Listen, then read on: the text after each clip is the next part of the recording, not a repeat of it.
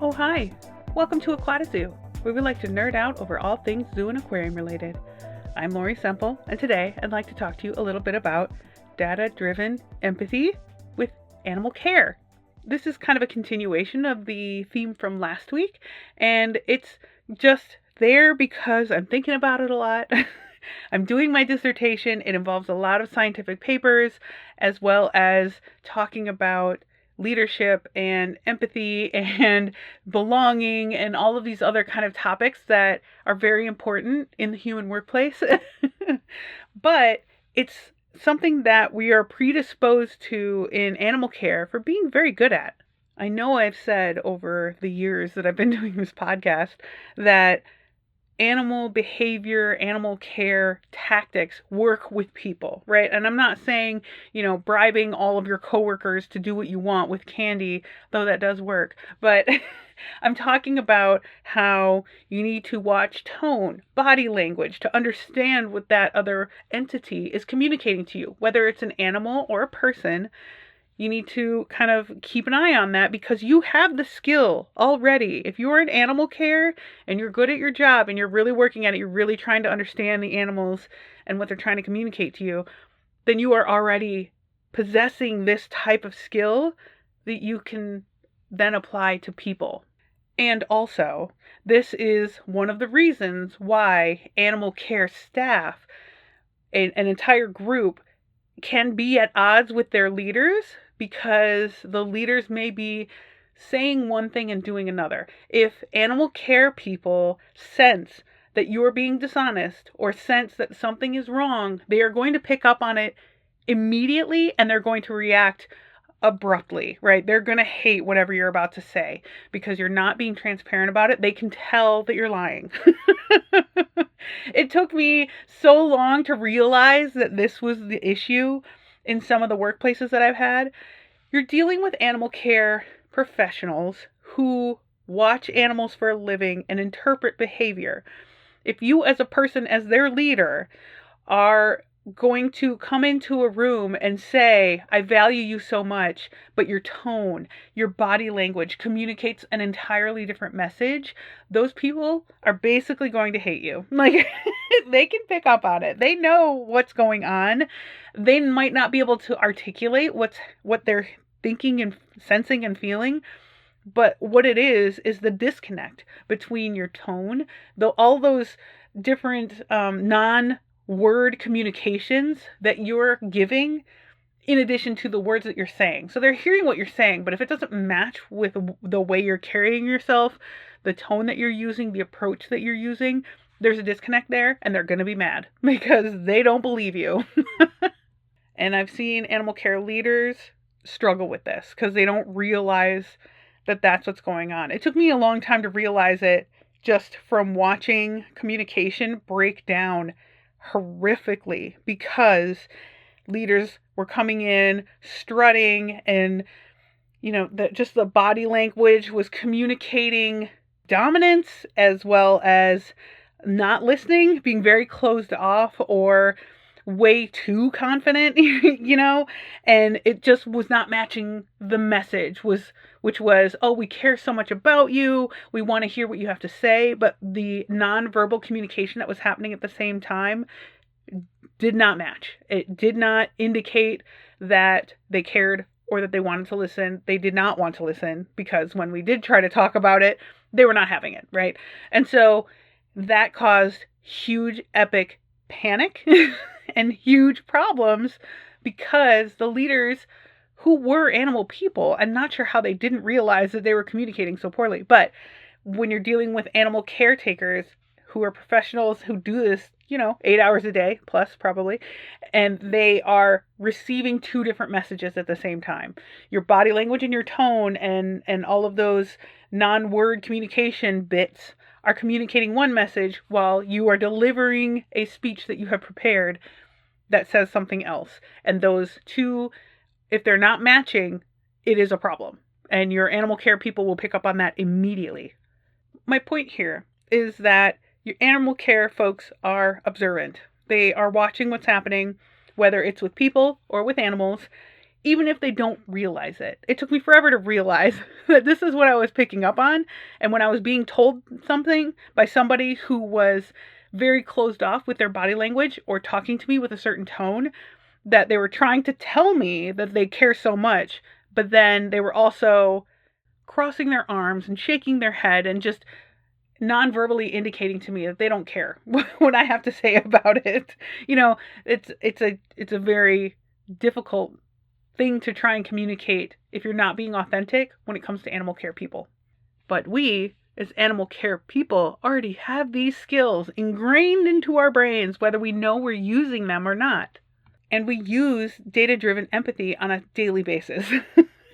If you're in animal care and you are trying to figure out what changes need to be made to increase the welfare of your animal and make their lives a little bit better, get them more interested in what's going on, just basically encourage them to exhibit those natural behaviors, that is data-driven empathy. It just goes by a different name. It's, behavioral husbandry or, animal welfare or enrichment, training, all of those things. That is data-driven empathy. Typically when we're doing training or enrichment, we're kind of getting a baseline of behaviors, right? We're looking at the animal and seeing what they're doing with their time, with their day, throughout the day, and getting just like a baseline of information, data points that show us what's going on before we start changing stuff on them, right?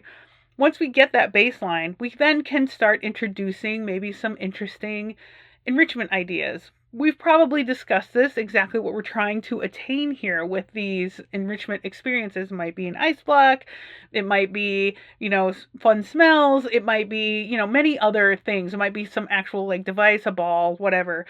There are reasons that we put in the enrichment experiences that we do with animals because we're trying to elicit a certain type of behavior. How do we know if that's effective? We go back and we watch. Now that the enrichment is in there, we take a look at what the animal's doing with their time, where they're at in the exhibit, what they're doing. Are they interacting with the thing that we've put in there? Are they doing the behavior that we were aiming for them to do, right? And we record what's happening, right? So then you have data points that you can look at and you can see, oh, it sure did do this thing. This animal was doing this behavior 80% more than it had been before we put the enrichment device in there. Oh, well, that's pretty clear. So we use data-driven empathy on a regular basis already. If we want an animal's life to be better, we try to figure out specifically what behaviors we're looking for that will change the experience of that animal on a regular basis, right? So that's how we decide what enrichment activities we're going to introduce, what experiences. Is it going to be smells? Is it going to be a device? Is it going to be a ball? Is it going to be an additional training session? Like, what's this going to look like? What are we aiming for to get this animal to want to do or want to participate or just increase their activity versus sleeping time? What can we do to change the welfare for the better for this animal? And then we look at the data points to see what needs to change and also to see if it worked. Shockingly, you can do this for people too. And I'm not saying like literally do this like the way you would for an animal. We're not saying like, oh, so-and-so was in the bathroom for 5 minutes. That's 1 minute longer than it was yesterday. So not like that, not like an actual time budget of what they're doing and where they are, but just approaching it in a similar mindset, right? So you see a coworker who's really having a rough time. They've been having a rough time. You've kind of noticed that things are kind of going downhill. And then if you're trying to figure out what is going on versus what you can do, like think about what's changed. Look at your data. That would basically be mental at this point, but maybe something has changed in that time window where you've seen basically their welfare go downhill. If you notice, it happens to coincide with that particular coworker having to take on an additional project or additional stress or additional time needed to get other things done. Like maybe they have to take on another section of animal care or another gallery or something like that. Then you might understand that what has changed is their time budget, right? They don't have enough hours in the day to get some of this stuff done. The beauty of working with people rather than animals is that you can also ask them. they can use their words to try and explain what's going on. And so if you notice that a coworker is kind of their welfare, if you will, is going downhill, you can ask, what's going on? Do you need help? Like, what's changed? How are you doing? And is there anything I can do to help you? Honestly, there's a lot that happens in a person's life, right? It might not be something at work at all, and it just makes life in general weigh a little bit heavily on them, so that while they're at work, they're not quite as chipper as they were before they started having whatever issues outside of work.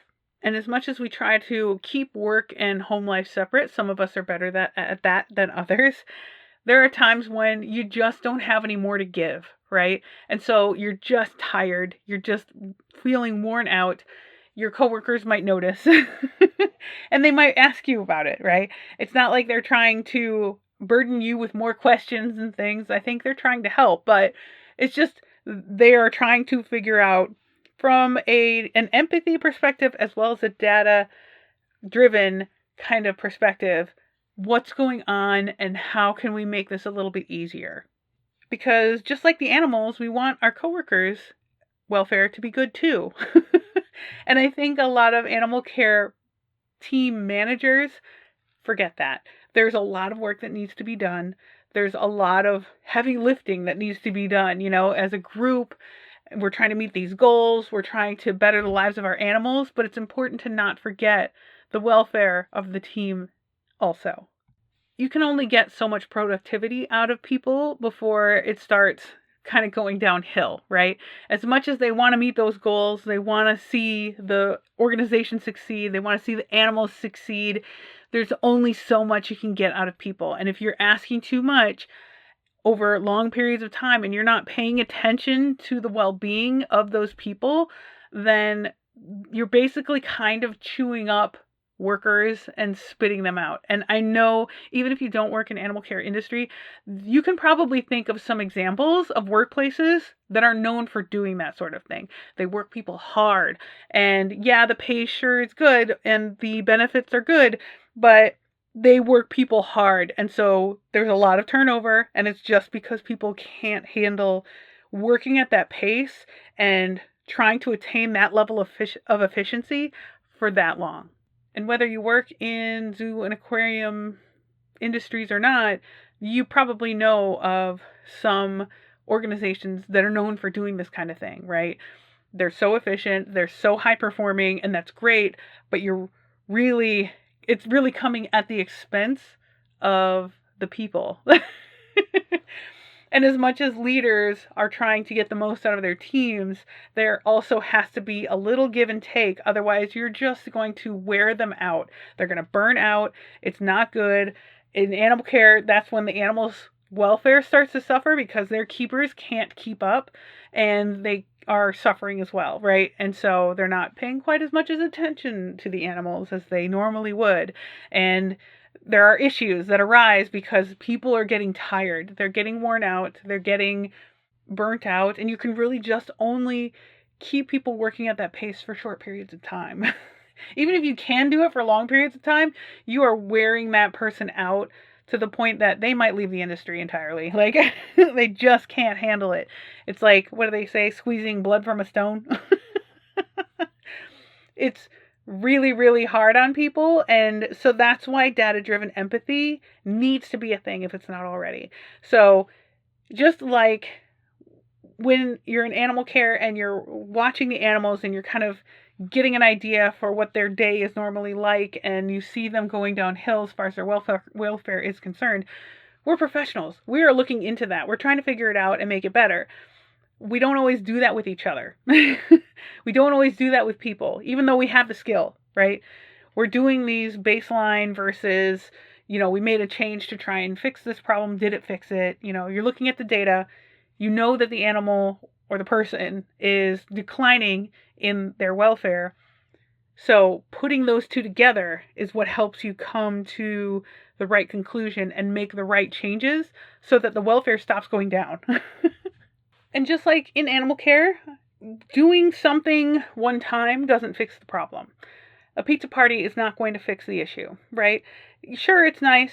Everybody likes having free food, I guess. And, pizza's nice. But it's not going to fix that bone deep kind of tiredness or that exhaustion that you feel that's really kind of part of burnout. It's not going to fix that, right? That takes a much deeper dive into the workings and the heart of the organization.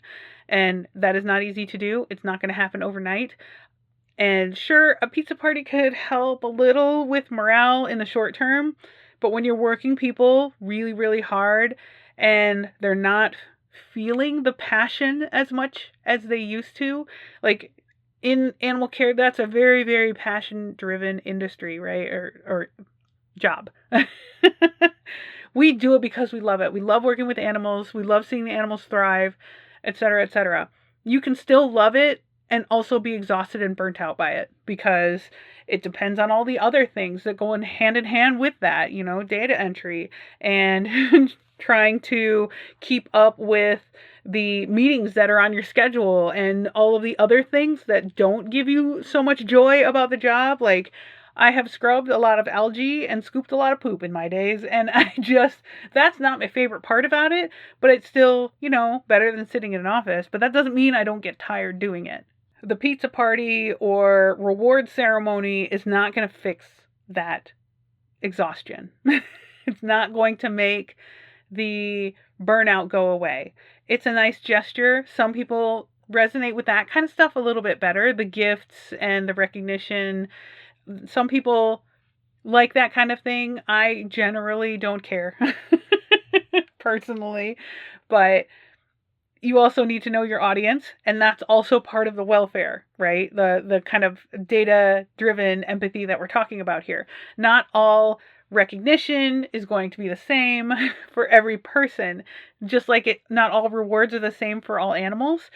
So you've got animals that will, jump through flaming hoops for a certain reinforcer, like their favorite snack. A lot of animals will do some crazy stuff for some grapes, right? And so we don't actually have any animals jumping through flaming hoops, FYI. But they are willing to do a lot of things to get that one thing that they love so much, right? And the same thing works for people.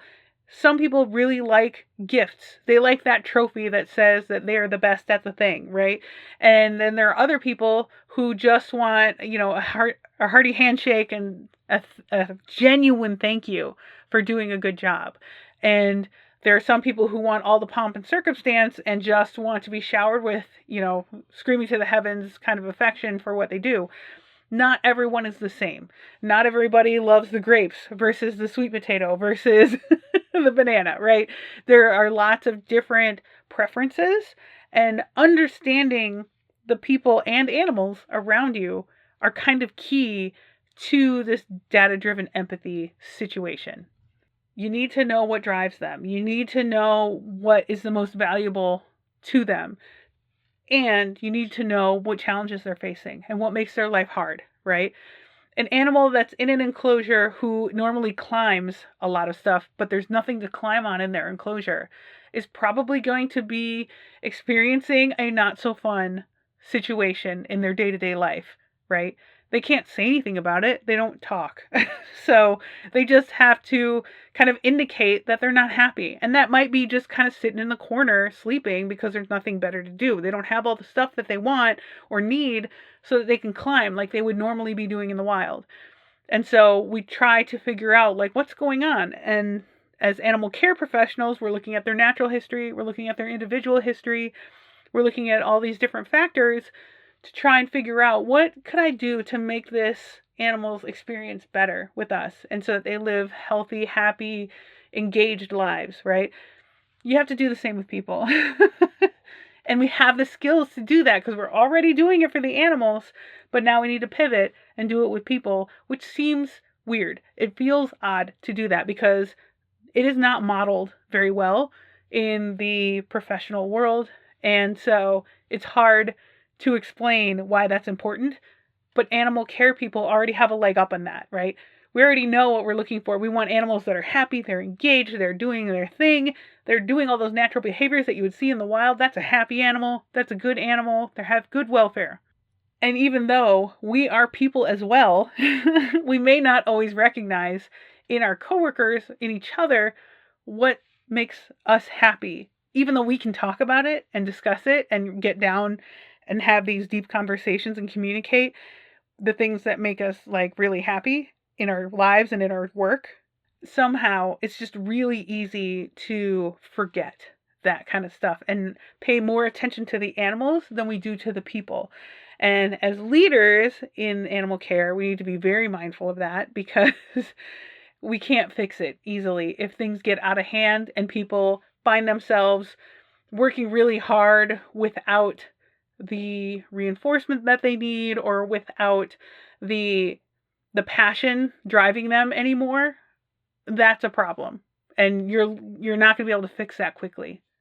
And even if you're not a leader, you can keep an eye out for this kind of stuff and help fix it where you can. There are some people who are just really driven by learning new things about different animals that they don't normally take care of, right? I have been that person. I am that person. And so there's a possibility that I might be feeling really down in the dumps and like really tired, exhausted, that like bone deep exhaustion, because the passion is just not with me right now. And I've had people recognize that I'm kind of down and say, hey, do you want to come work with me in my section over here for a little bit? And I get to learn about all new animals. And I'm like, oh, I get really excited again. That's my passion. All of a sudden it's lit again, right? And it's not like the end all be all fix of things, but it reminds me, I guess, of why I do what I do and why it's so important that I keep doing it, right? So suddenly I'm learning about, seals and otters and whatever, all these non-fish things. And I think it's really interesting. I go to another zoo and I learn about elephants and giraffes and, hyenas and all these other cool animals that I don't deal with on a regular basis, but are very exciting to me still, because I'm just an animal person, right? That can light the passion again. And stuff like that does not require a leader to get it done. If you recognize that somebody with you has a passion for animals and enjoys learning, I suppose, and you see that they're having a rough day, bring them out of their normal day-to-day stuff and take them somewhere else, show them something new, and maybe they'll be just a little bit interested. It'll brighten their day, and you can kind of rekindle a little bit of that passion that they knew drives them to begin with. I've worked with people who really get jazzed about talking to others about animals, right? Working in animal care. And so they like to go and really have deep conversations with guests about animals and how passionate they are about them. It's fabulous to have those types of people on your staff, and to get them jazzed up, you might say, oh, hey, let me take care of that next task that you had on your list. I'll take care of it. Why don't you go out on the floor and just talk to some people? Because that will engage your guests and re-energize that person who really loves to do that kind of thing. So, that's a win-win, and it's so small, but it might be the thing that reminds them why they're doing this, and it just brightens their day and kind of gives them a little bit more energy again, reminds them of their passion, and gets them jazzed one more time. These are not necessarily long-term fixes. Like, you're talking about work culture fixes and hiring more staff, because a lot of the time this is like time and pressure related. The burnout that people have is often a byproduct of workload. So until you can fix that kind of thing for real, having an idea of what little things you can do for these people and their individual needs is helpful. But the only way you're going to know that is by paying attention and being empathetic towards them, as well as understanding the data behind it and understanding what their baseline is, just like we do for animals. Not all animals are the same. Not even all animals of the same species are the same. We all know that as animal care folks. And so we need to kind of pivot how we're approaching this and apply it to people. We're not all the same, though we are all humans. We are not quite driven the same way or energized by the same thing. We all have our reinforcers that we find really, really valuable. But understanding what baseline is for a person, an individual, is really helpful in recognizing when there's an empathy issue, or that you could respond in an empathetic way to help them cope with whatever is ailing them, right? To increase their welfare. I feel like even though we know how to do this with animals, and we didn't always, that we're in a position right now, like we were in zookeeping, like, I don't know, 30, 40 years ago, where animals were just in an easily accessible and easily visualized box, right? You're here at the zoo to look at the animal, and therefore we have a box with the animal in it. They're not doing anything interesting. They don't have anything particularly fascinating that they're doing. They're just there so that you can see them clearly, right? And then we started wanting to pay more attention to the health and well-being of these animals, so we started looking into the science more and gathering data about those animals, comparing them to what their wild counterparts would be doing and seeing and smelling and all these other things. And then we realized, holy moly, we're doing this terribly. We need to have more naturalistic exhibits where these animals can do things like they would normally do in the wild, right? But that also means possibly then that they're not going to be you can't visualize them in the exhibit. People can't see them because they might be hiding, because that's what they normally do. But then you get innovative with your exhibit design, and you design exhibits around this animal and its natural tendencies so that even when this animal is hiding, they can still be seen by visitors, but they're not uncomfortable about it. That's just the exhibit design makes it so that they are comfortable doing what they normally do, and they're not bothered by the visitors still seeing them in their natural habitat doing what they naturally do. And I feel like we're at the point with the people stuff in zoos and aquariums where we're starting to gather the data and realize that things are very wrong. People are not happy. And we just need to start making some changes so that people can be happy and do the work on behalf of the animals that makes the animals happy and the people happy. And then, we'll start designing not our exhibits, but our workplaces so that it's easier to attend to the welfare of the animals as well as the welfare of the people working with the animals. And, workplaces will hopefully evolve so that we get to a point where the people are happy and doing what they naturally do and enjoying the time that they have at work and working with each other without it being a crushing place to spend most of your day. I don't know. Maybe I'm being really optimistic about this, but I think that we can make the change. Even in the last, 5-10 years, I've seen quite a bit of change. People recognizing that you can't just start promoting animal care people without having the leadership skills that they need to be leaders, just because it's not fair to them. It's not fair to the team either, because just because somebody's a good animal care person does not mean that they're applying those skills and the knowledge to people like they could, because they've just never made that connection.